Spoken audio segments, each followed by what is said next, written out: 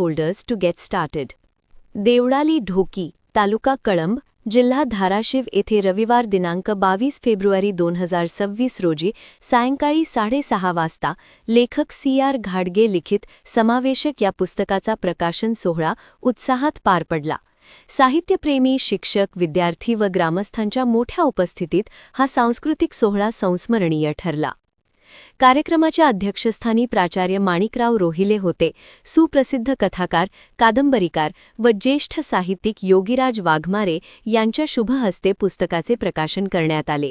प्रमुख उपस्थितीत पोलीस निरीक्षक दिलीप दिगंबर सागर, लातूर, ज्येष्ठ साहित्यिक KV सरवदे, कळंब, तसेच साप्ताहिक साक्षी पावनज्योतचे संपादक सुभाष द घोडके उपस्थित होते. प्रास्ताविकात पुस्तकातील आशय स्पष्ट करताना सांगण्यात आले की समावेशक या आत्मचारित्रात्मक ग्रंथात प्रज्ञा, शील आणि करुणा या मानवतावादी मूल्यांचा वेध घेत समाजातील विविध घटकांमध्ये समता व एकात्मतेची भावना दृढ करण्याचा प्रयत्न करण्यात आला आहे.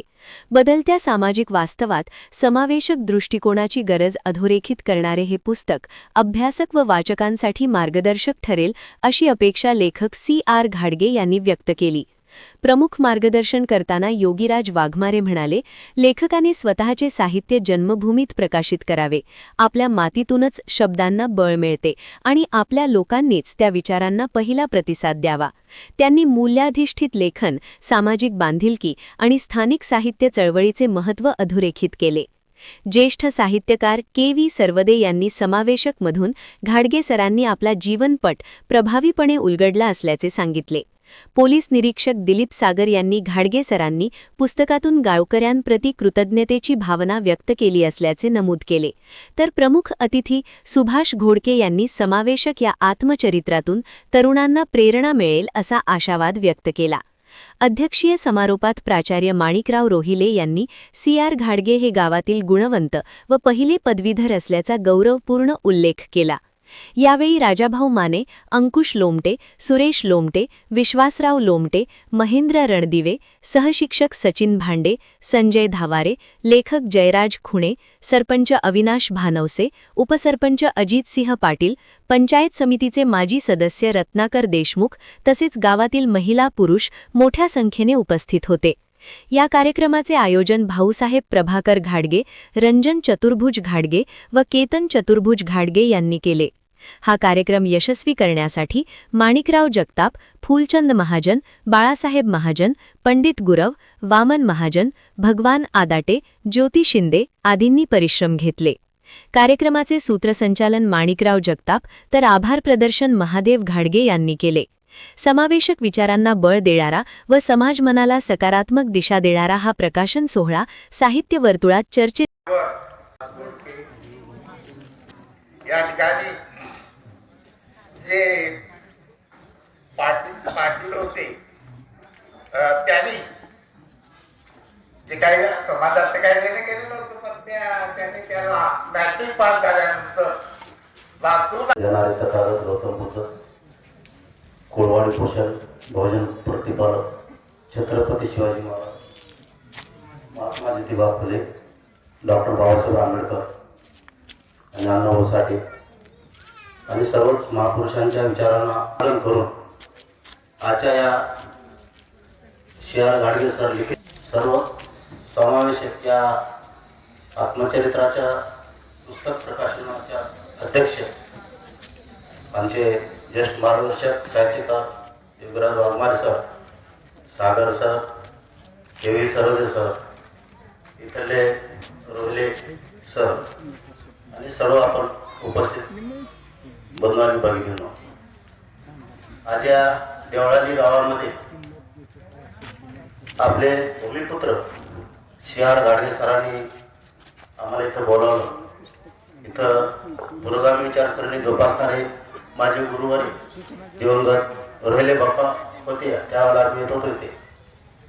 त्यानंतर काय हा पहिल्यांदाच माझा योग आला. सांगायचं तात्पर्य असं, आपल्या या भूमिपुत्रांनी जन्मभूमीची नाळ कशी जोडून ठेवली या आजच्या या कार्यक्रमातून दिसून येत आहे. तसंच सागर सरांनी सांगितले की आता कामाच्या व्यापामुळे गावच्या आणि माझा संपर्क तुटला. परंतु आपण पूर्ण आयुष्यभर जरी इतरत्र कुठं फिरत राहिला तरी जेव्हा कधी वेळ मिळेल तेव्हा आपल्या जन्मभूमीची ना तुटता कामा नये आणि आपल्या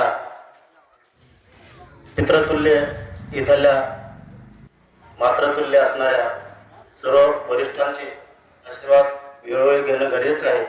आणि या पुस्तकाच्या माध्यमातून आपल्या गावचं जे चित्रण आहे हे सर्व चित्रण सरांची जडणघडण कशी झाली, बालपण त्यांचं कसं गेलं, या पुस्तकात लिहिल्यामुळं या पुस्तकामुळं इथल्या तरुणांना निश्चितच प्रेरणा मिळेल असा मला विश्वास आहे.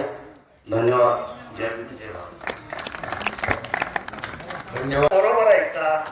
कुणाचा अपमान तर मी केला नाही ना, कुणाला कमीपणा तर आणला नाही ना, हे दाखवण्याचं काम लेखक ज्यावेळेस करतो त्यावेळेस आपण गावकरी त्याचं मनपूर्वक स्वागत करतो. त्याचं प्रत्युत्तर आज या ठिकाणी दिसते.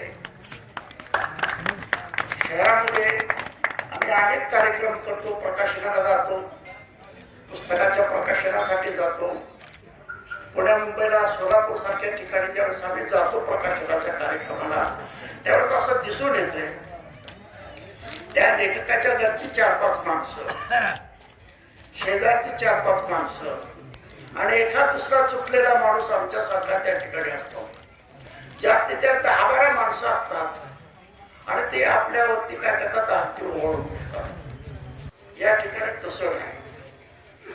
गाडगे सर म्हणाले, मला माझा कार्यक्रम माझ्या गावातच करायचा आहे.